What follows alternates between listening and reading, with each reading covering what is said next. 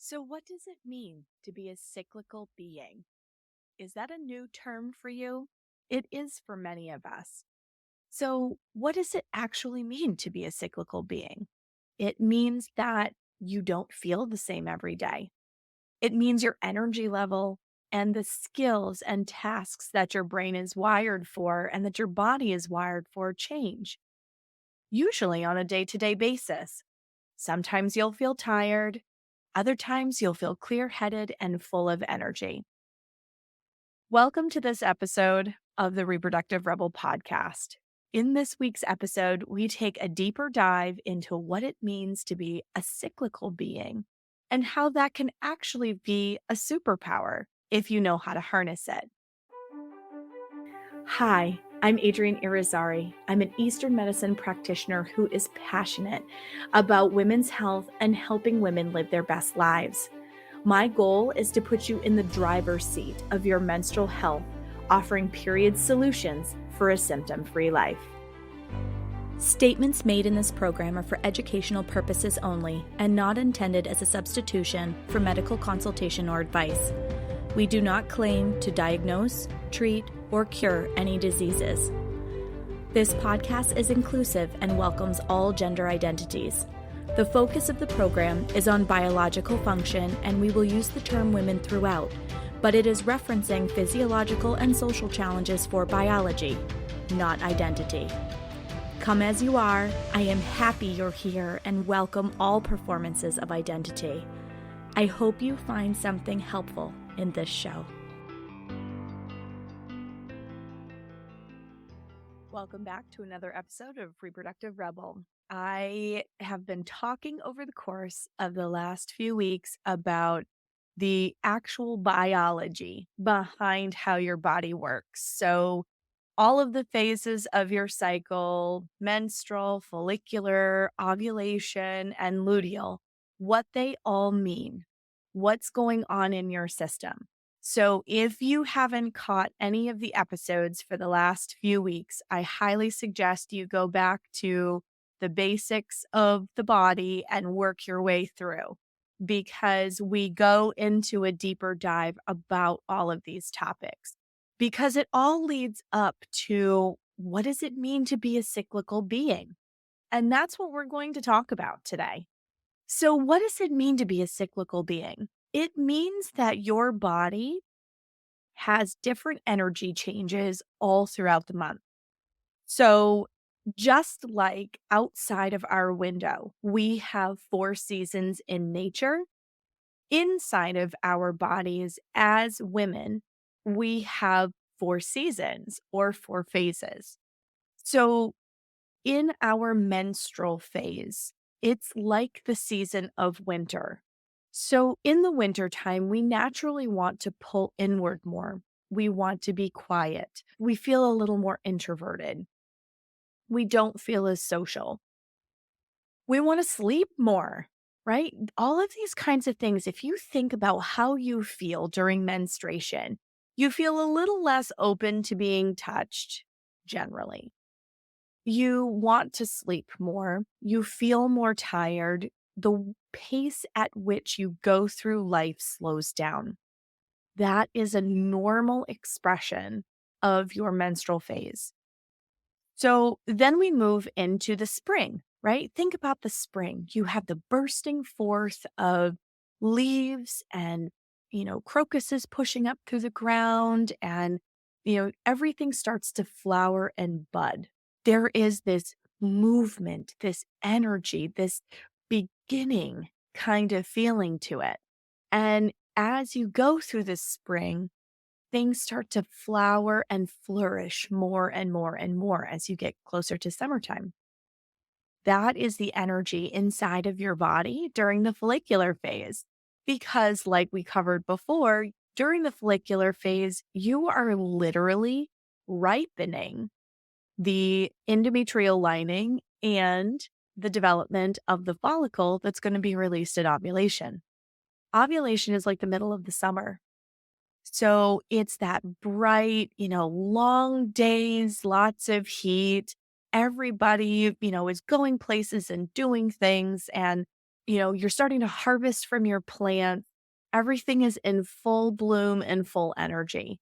That is the energy of ovulation. This is where you feel like being more extroverted.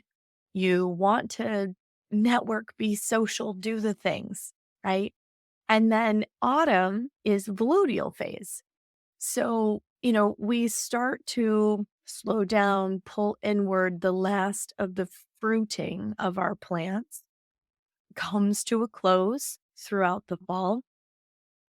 And we start slowly turning inward in preparation for the winter season. So, just like the way that you feel moving through the four seasons outside our window is the same way that we should be moving through the four seasons inside of our bodies. Each of our cycle phases gives us gifts.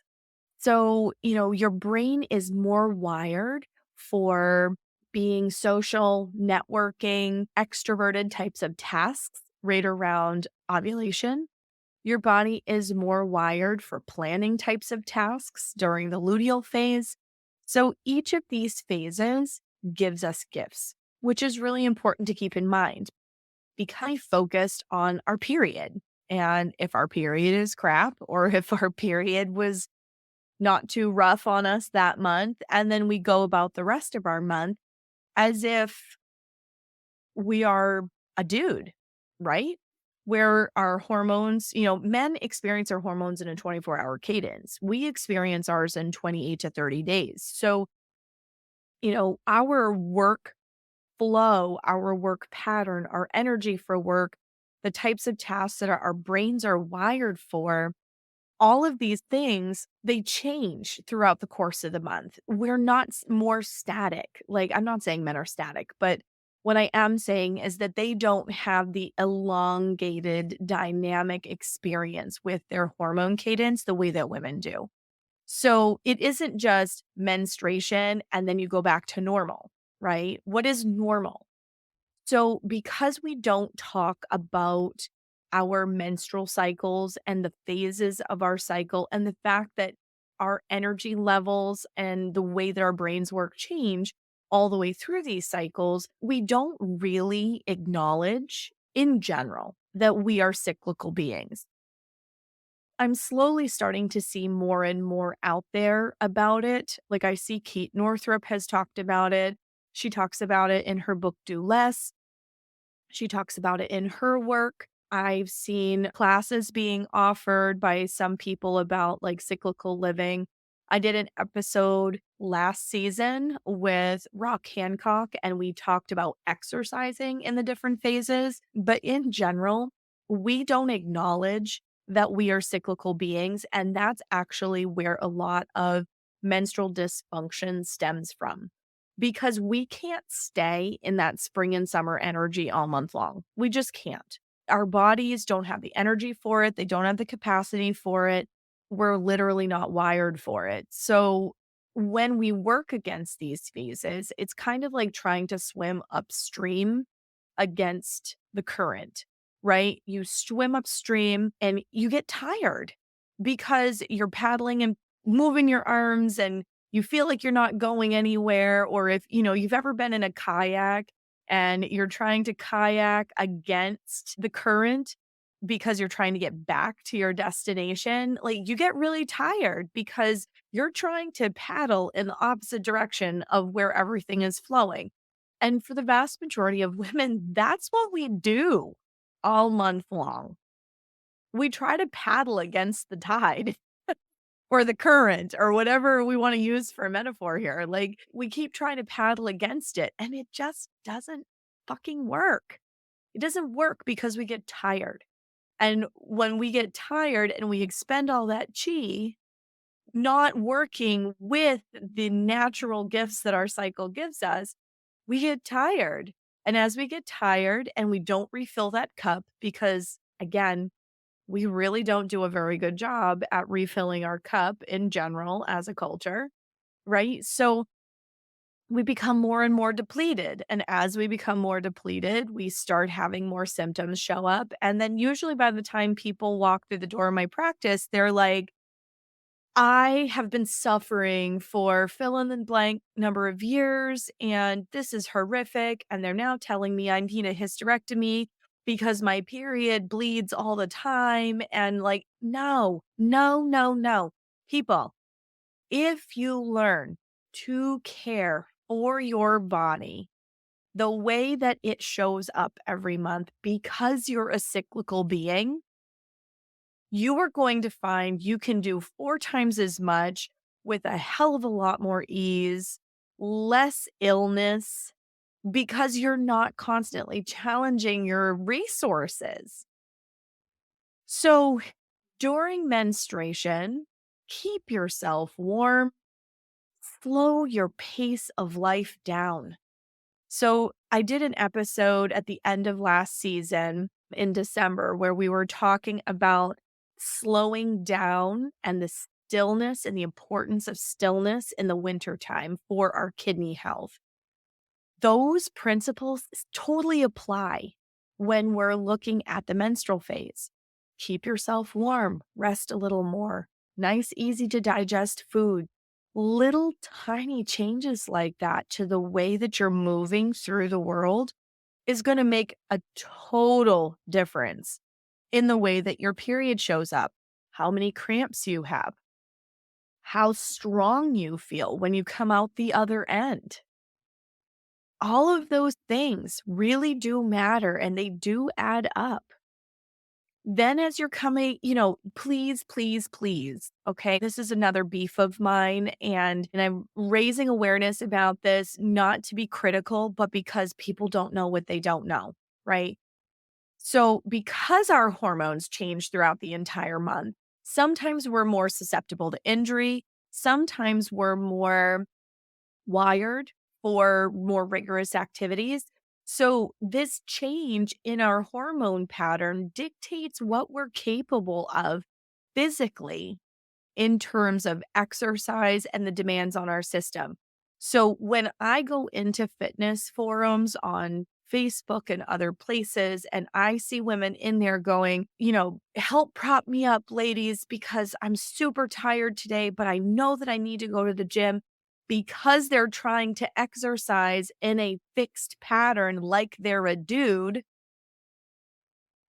And you have a whole bunch of people chiming in with their well wishes and girl, you got this and all of that, which I think that is a beautiful thing.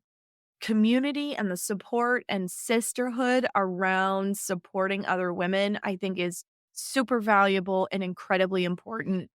But I'm always that jerk that writes a note in there and goes, but what day of your cycle are you on? And 9 times out of 10, they're on like day 3 or day 4. You are still in the middle of your bleed. This is why you're tired. You're tired because your body's already doing a big process. Girl, relax. Give yourself a few days and then try to go back and do it. And I bet you anything, you're going to do just fine. You're going to feel just fine. You're not going to feel like a wrung out dish rag, that you're exhausted and you don't have the energy to do it. You don't have the energy because that's not what your body is wired to do at that time.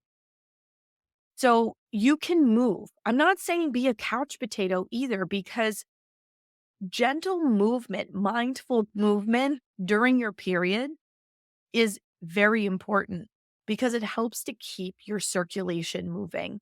And for some women, that actually helps to mitigate pain.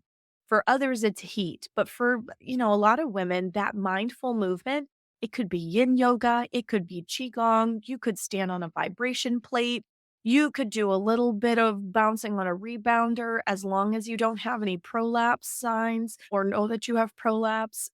There's a whole bunch of things that you can do that are gentle. You can go outside for a walk. And I'm not talking a power walk. I'm talking like gentle walk, right? You can do all of those things during your period. So you're still working towards your fitness goals. You don't have to couch potato it, but your body isn't wired with the right hormone pattern to be trying to do 280-pound deadlifts when you're bleeding. You're just not built for that. It doesn't mean you can't do it. What I am saying is that when you have a rise of testosterone and you have the right hormone configuration, which is going to be closer to ovulation, go ahead. That's where you're going to set your personal record, girl, because you're built for more rigorous activity at that point. You're not going to get hurt. When you're trying to do super heavy lifting, when you're in that progesterone driven phase and your luteal phase, you are more susceptible to injury. So I'm an advocate, like, and I'm using weight training as like the container to explain this all in. But, your body needs movement all month long, but that movement changes just like the seasons outside the window. Your energy level changes because your hormones change. So, that deep dive that we've done over the last few weeks, looking at the phases of the cycle and how the cycle shows up and what your body is biochemically doing during these different phases, now that you have that foundational understanding, you can then practically apply it in your life and look at menstruation as a time for rest. You're only looking at 4 or 5 days of bleed, and it will stop when it's supposed to if you're not pushing too hard. You're rebuilding your blood that you've lost and providing the tools for your body to work towards ovulation in the remainder of your follicular phase. But you're going to have more energy. You slowly start to feel like you're coming out of your shell with the rise of your FSH levels, and you want to be more social. You want to go out. You want to do things.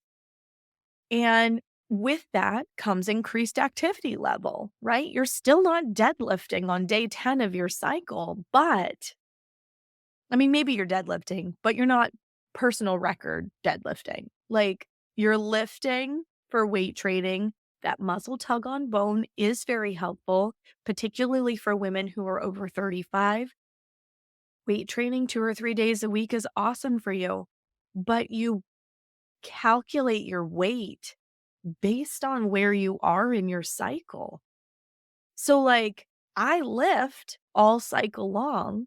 I lift 3 days a week, but my weights are lighter when I'm in the middle part of that follicular phase.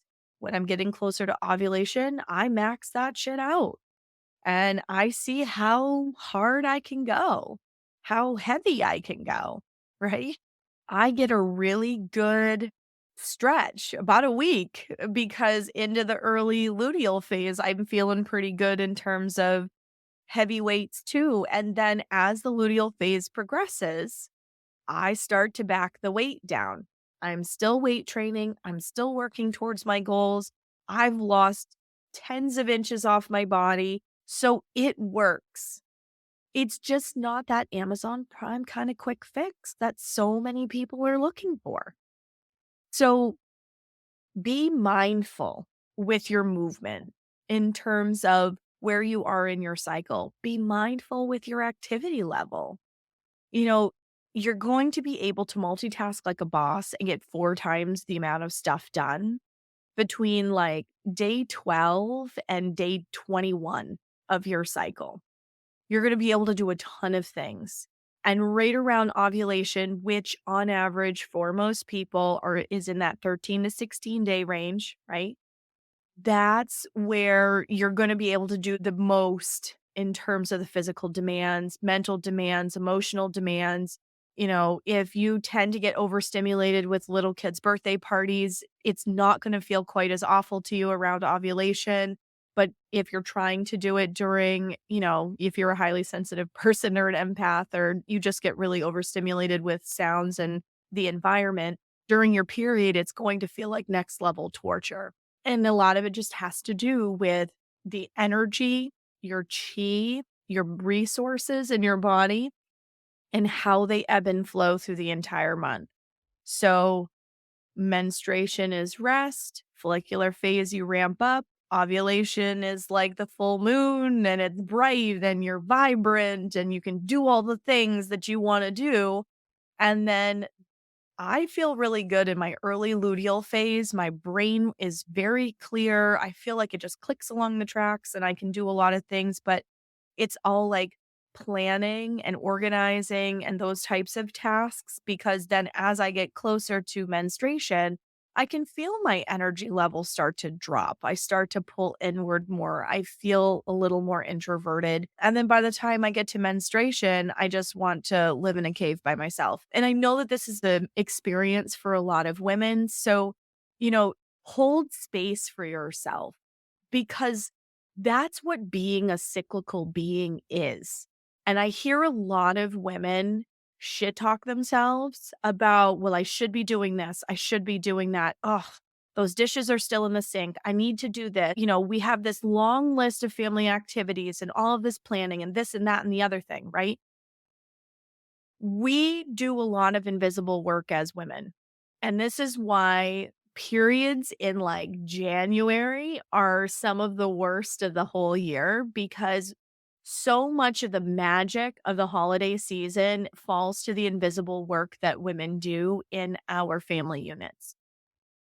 Between Thanksgiving and all of the holidays, no matter what your religious background is in December. And the thing is our natural energy, right? You're talking about winter, the energy of menstruation. You've got all of this busy shit that is stuffed into a season that people just want to rest. They don't want to be running around and planning and cooking and all these things, right?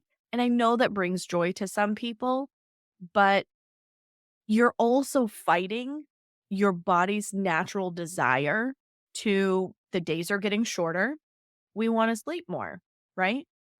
So I see a lot of people who have period problems in January. And it's because of this demand on the system from November and December.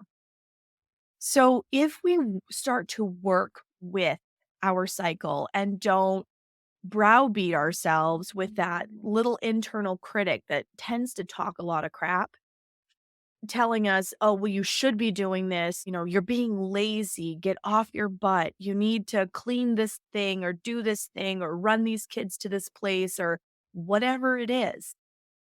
We often hold a lot of shame over stillness and slowing down and creating space and slowing our pace. But let's start to normalize that.